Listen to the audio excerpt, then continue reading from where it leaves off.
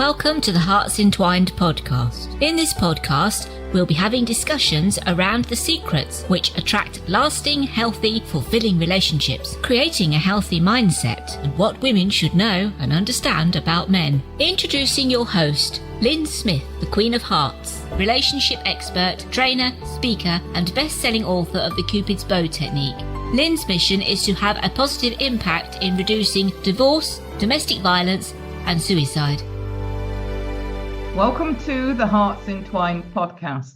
This is your host, Lyn Smith, the Queen of Hearts. And today, listeners, we've got a very different topic we're going to be touching on. It's about the biology of love. And we're going to be talking to Dr. Liat Yakir, and she's the author of the book, Brief History of Love. So welcome to the podcast, Dr. Liat. Hi, Lyn. Thank you very much. I'm happy to be here. And we spoke a little bit off there about this, and I was quite intrigued to find out a little bit more. But before we get into what started and what I suppose is involved in the content of the book, I was wondering what actually led you to sort of research this particular topic and why biology complicates love in a lot of aspects.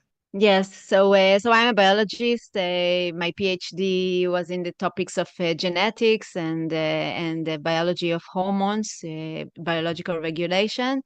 And so I really love biology, and I think it's very interesting to understand how the brain and the hormones affects us and our emotions and behavior. So I got into the subject of the biology of love, from my own perspective, my own story of life. I'm divorced twice. Now I'm in a healthy, good relationship, and also my friends around me were getting divorced or a lot of breakups. And it was fascinating to me that it always starts, with the butterflies and the big love and a lot of emotions of bonding and attachment. And then during time, something happens and people grow apart. And the same story is practically, more or less, everybody feels the same frustrations in long-term relationship, especially in the realm of sex and sexual desire to each other.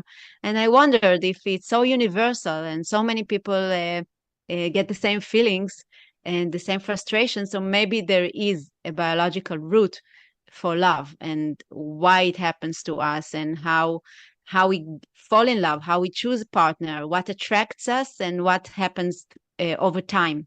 Excellent. Love it. So what actually is the starting point? What actually happens when we first meet somebody? And why is it that, we can meet sort of potential matches on dating apps or in real life, for example, and sometimes we get those chemical hormones that kick in straight away and think, yeah, I'm very attracted to this person, and sometimes we don't. Yes, exactly. So basically, we need to divide love to three stages, and we named love everything, but it's basically three different stages. It's the stage of attraction, when we look at somebody and we find him attractive and he finds us attractive, which is complicated in its own. And then the infatuation stage, that we fall in love and we forget ourselves and we think ideally about the person and about love, and we just want to feel these good feelings. And then the stage of monogamy and long-term relationship and the attachment, and it's very distinct stages, and in every stage we have different hormones that plays in our brain and our body. So in the attraction stage, it's basically testosterone and estrogen. Even in the same-sex love, it doesn't matter. It's a play between estrogen and testosterone. So we find physical appearance, some physical appearance more attractive. We look for genetic fitness of the person, high status, and a live person, with a lot of vitality and charm. And then we fall in love. And in this falling in love stage is a lot of dopamine, the pleasure hormone, and serotonin, the mood hormone, and adrenaline, that makes us anxious, to meet the person, to be with the person. Do we think ideally about the person? And then after a while, usually between 6 hours and 2 years, this is the infatuation stage, we are left with no butterflies anymore, not the sensual, attraction, and you want to be with the person every minute and look for every message that he sends or she sends, of course. And then we get to the attachment stage, which is more stable and secure and boring, mostly, because we don't have anymore the dopamine rushes and the serotonin rushes and the adrenaline, the anxiety and the jealousy. They're all, not like in the beginning, in the infatuation stage. And then we are left with the attachment. And the attachment is mainly focused on the love hormone, the oxytocin, which was also relevant in the infatuation stage, but in the long-term relationship, we stay with oxytocin, which is also the good friendship and, somebody to support us and someone that you can talk about everything and to fight also, to have arguments and then to relax and then to reconcile. But basically, it's a very stable stage, no butterflies anymore. And sometimes when we get to this stage, we need to do a lot of work in order to maintain, they maintain to the eroticism and the excitement from each other. And basically, it's all about biology. It's all about hormones and wirings in our brains that makes us, lose interest over time and even find other people more attractive.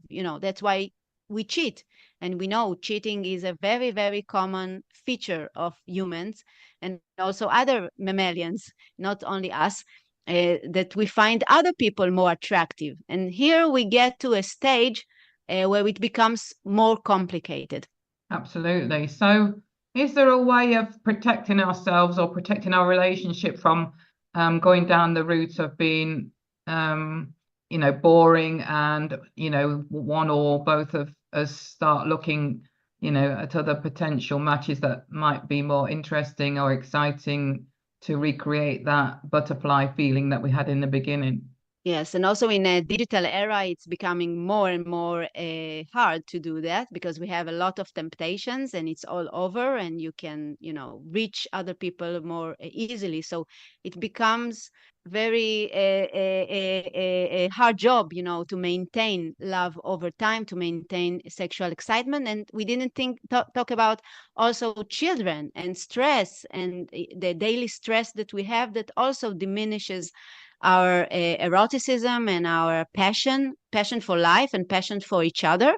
And then everything becomes very, certain, very predictable. You know what the person will do, you know what the person will say, you know how the feeling of his touch or her touch will be like. It's not like in the first time. So how we do it? So first, my main message is first we should understand that this is part of nature. This is part of our biology. We can outsmart it and we can win, but we have to understand that it will take effort and it will not, just that we find a match and then it will, like in the movies and in the Disney movies, that it's happily ever after. No, it's just starting when we start to, after the infatuation states, the real effort starts then. So we don't have to feel also the emotions of shame and frustration and that we sometimes want someone else. It's part of our biology, and we need to be more realistic about love because, the word love comes from Sanskrit, the word lubaya, which means to go crazy. So in our culture, we call love to go crazy about someone, and the name is only for the infatuation stage. So many times when we don't feel these butterflies and craziness, we think the love is gone and we don't love the person anymore because I'm not attracted like before, so maybe I'm not in love. And it's a mistake because we don't have the right words. We named love only the stage that we, our decision making is gone and we are become crazy about the person or about love, not even about the person, but about feeling to be in love, to feel loved. So first to understand that it's part of our biology. And then if we understand that it's all about hormones, so we can do something about it and we can learn how to maintain the good, healthy hormones in our life, and to do the efforts. We know that couples that have high oxytocin level even after years, when you show them pictures of the other person smiling or having fun, and you see in the blood the rush of oxytocin. So couples that do have this maintain this high level of hormones over time succeed more, and they have healthy relationship. But how we do it in a world of digital distractions and children and stress from life. So basically, I give in the book, the prescriptions, like a scientific hormonal prescriptions to how to maintain oxytocin high in our life. Even though we will have times that we will be in low, that we feel depressed or feel lonely. It won't be all the time, high oxytocin, and it's okay. But the main thing, is to how to keep oxytocin high. So this hormone is secreted when we touch, when we smile to each other, when we hug, when we kiss, when we make love, of course, but not only penetration sex, just the caressing and talking to each other, sharing and listening to the stress and burdens of our partner in life, and dancing together, listening to music. Music elevates oxytocin, and people that dance together have higher levels of oxytocin. And also having couples friends, friends that are couples, that you do things together, because this research shows that the couples that have other couples that they are doing things together, they have more stable relationship, because they are talking about the other couples and then talk to each other and signal messages to each other. So basically we are a social creature, not a couple creature, not a romantic creature. We are social creatures. We are community creatures. We don't need only the partner in our life. Love, the romantic love, doesn't fulfill all our needs for oxytocin. We need it also from friends, from hobbies, from a community, from having goals in life and doing good things in life. So the relationship doesn't fulfill all our needs, and sometimes we try to find the right person that will fulfill all the needs, all the hormones that I want, that I need, and it can't be done. And basically we know from research that the highest predictor for good relationship, for successful relationship, is not the characteristics of the other person. It's not the right match, but it's the sense of fulfillment and satisfaction of a person in his life. Which means that if I'm good, if I feel good in my life, in my career, with my friends, with my family, that I don't have high levels of stress, trauma and stress from life, it will predict that I will have a healthier relationship. First, I will be attracted to the right person. What I mean by right is not narcissistic, not toxic relationship, but a person, because I have a high self-esteem, so I will attract and be attracted to another person who have a real high self-esteem and not a fake esteem like narcissists have. And secondly, I will be more, emotional healthy. So I won't make too much drama in the relationship, or be more jealous and want to keep the person, control, to make control, because I'm good with my life. I don't need to control the other, because everyone has his own hobbies and his own other relationship, with not with other people, but with the world.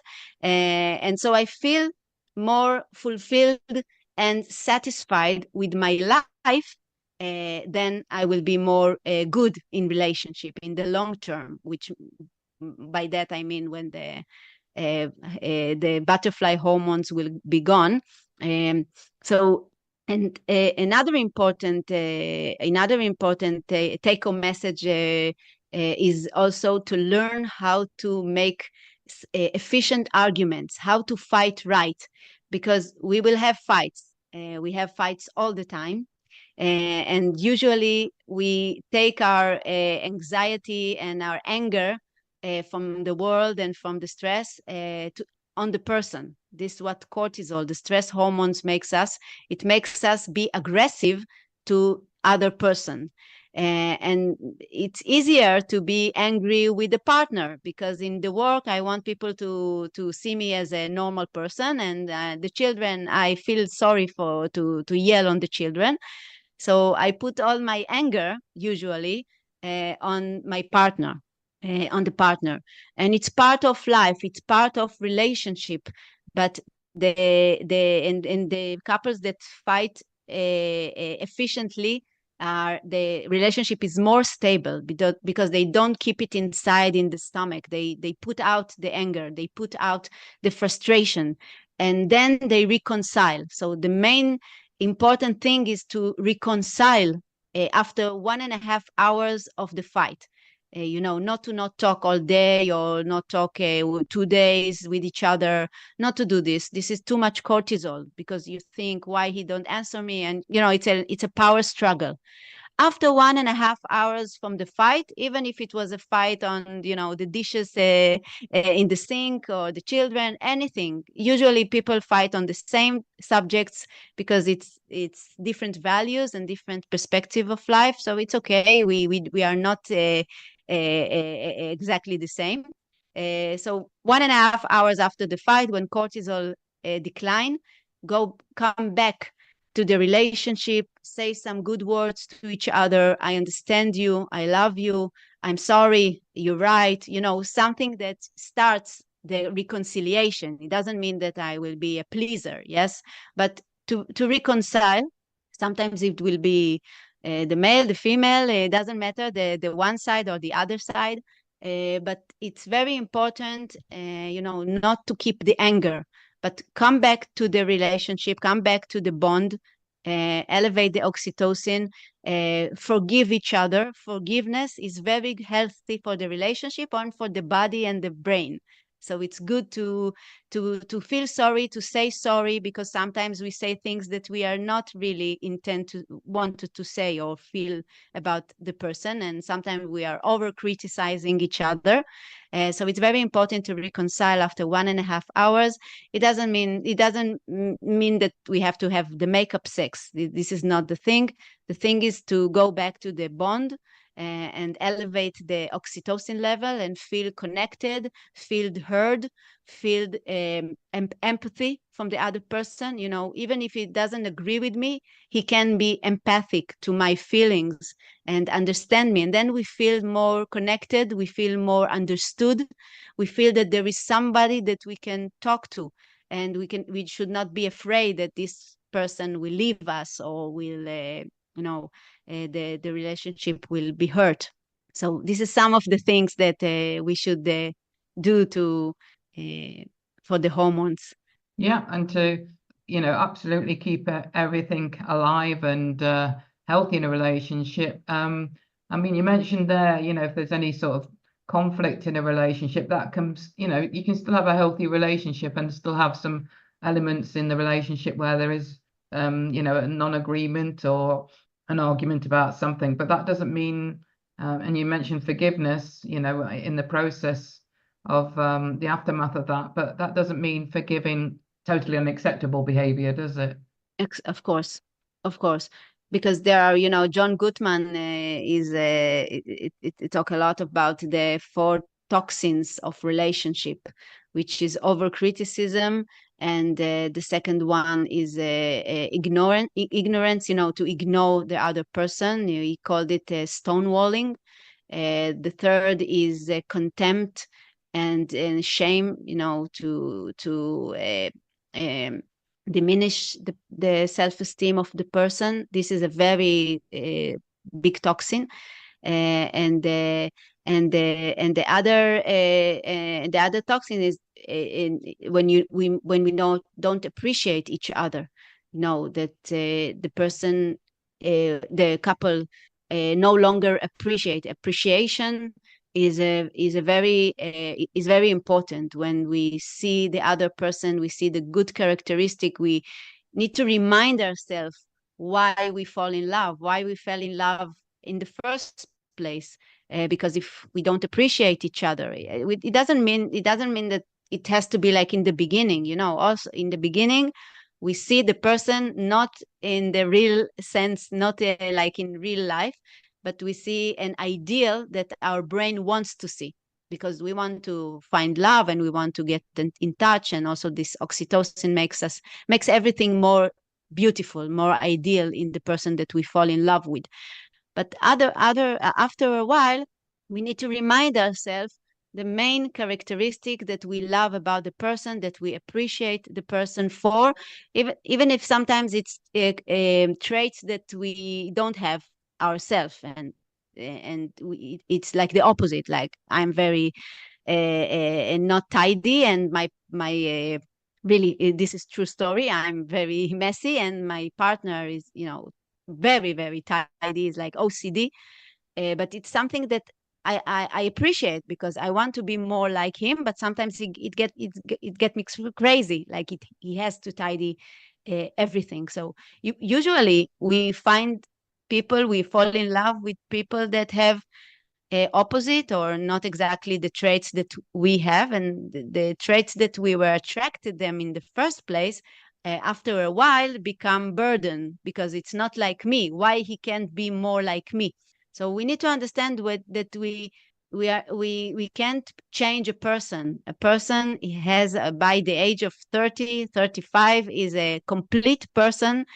The personality doesn't change much. It can be, but when a person feels that you try to change him, that you don't accept him as he is or as she is, it elevates the power struggles, because nobody wants to be changed. We want to be loved the way we are, traits that in the first place were attractive for the other person. So basically, authenticity is what we look in good relationship. To be authentic, to be me, to be like, because since we were children, we had to pay a price in our authenticity in order to be in the family, in order to be connected. The parents usually don't accept us as we are. All the time people try to change us. If you want to be a good daughter, and then a good student, and a good you have to act in some in specific way that society wants you to act. And in the relationship, the romantic relationship, is our wish to be ourselves, to be loved as we are, not to always also pay the price in our authenticity, in order for the person not to leave me and stay with me and love me. So we put a mask, and we want to find a place when we don't have to wear a mask anymore. We can be ourselves as we are, with all our weaknesses and all our strengths, and that this is our most ancient and strong wish in life, to be loved as we are. So this is also very important. Yeah, absolutely. 100% agree with that. And I do agree with you saying earlier on that, it isn't about looking for somebody to complete you. It's about feeling complete within yourself, and then, attracting a partner that's going to complement you, not complete you. Exactly. We say that, opposites attracts, but the truth is that the more people resemble each other, the good chances that they will stay. So we are attracted to the different, but we stay with the similar. But it doesn't mean that the person have to be exactly like me. It's basically self-love. We don't want self-love. We want to have to be attracted to different traits than us, but to be opposite from each other is also not so good in the long term. There will be more power struggles, especially in terms of the mindset. I mean, perspective of life and basic values. People that have more resemble basic values about love, about life, about everything, about politics even. It predicts that they will stay longer. Another predictor, important predictor for long-term relationship is also sexual satisfaction. And this is very important because we said that we have wiring in our brain that makes us be less satisfied from the sex over time. And a satisfaction from the sexual intimacy is a good predictor for long-term relationship. So how we reconcile it? So basically, I think, from my perspective, that we need to change the paradigm. We need to change how we think about sex. Because when we think about sex, we know, because of the movies and the culture and men, basically, sex is penetrative. And when we talk about sexual satisfaction in long-term relationship, we don't talk about the number of penetration, because most of women even don't come to orgasm from penetration. It can be also not always comfortable. And what we need in a good relationship is more of the oxytocin from the touch and the hug and the eye contact and caressing of the vagus nerve, like massages and caresses along the spine. The good feeling of being connected, even if it won't finish with the penetration or not penetration. It's just being sexual with each other, to feel comfortable, to be naked, to be body to body, skin to skin contact. We are so in need as humans, like babies. We are always children. We are not changing. Our body still yearn for skin to skin touch. And sometimes what happens to couples, because we count the penetration, how much sex we did in the week. What's 1 time, 2 times? Basically, the average is 3 times a month. This is the average of long-term relationships. So we count the wrong thing. We should count the times that we were sexual with each other. It's more about the intimacy rather than the close. actual penetration. Exactly. Because it's a man's world, and we women, I think this is, we are in this age that we reframe everything about intimacy and love and sex. I feel that I'm part of it, reframing the old mechanism, the old structures that we have in our brain. The porn culture also doesn't help too much in these days. But we women, I feel that we need to take the men to a journey for another kind of intimacy, another kind of being connected, what it means to be connected. And it also, we can see that there are differences between the female brain and the male brain during sexual intercourse, during intimacy. We see that in men, when there is erection, the prefrontal cortex, which is the area of judgment, the area of the worries and the criticism, self-criticism, is shut off when they are sexually aroused, when there is erection. And in women, this area, the prefrontal cortex, the forehead, our forehead, will be shut off only during orgasm, not when she is sexually aroused. So it's a big difference, because that means that women have harder time to get to orgasm because of the thought, the self-criticism, the stress, the children in the other room, or all the stress in life. It makes us feel less capable or want or into this, or be focused on the having or enjoying.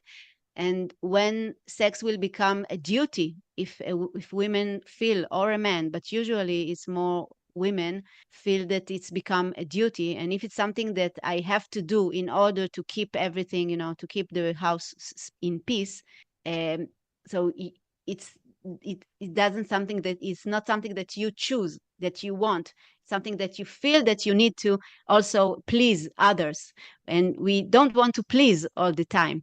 And in order to enjoy both sexes, we need to do some work about understanding how to lower the activity of the prefrontal cortex, especially in women, to lower stress. Usually when we feel connected, when we feel that the partner is connected to us, understand us, listen to us, taking the burden also from our shoulders, we feel more connected, and then the activity of the frontal lobe will be lower. Like if I'm angry about my partner, or if I feel that he doesn't see me or he doesn't understand me, it will be harder for me to be into it, to be to the activity to be lowered. For those that want to find out more about how to make sure they have all their hormones and biology and their mental state all aligned so they can have a more fulfilling, more connected relationship, how best can people connect with you? Oh, sure.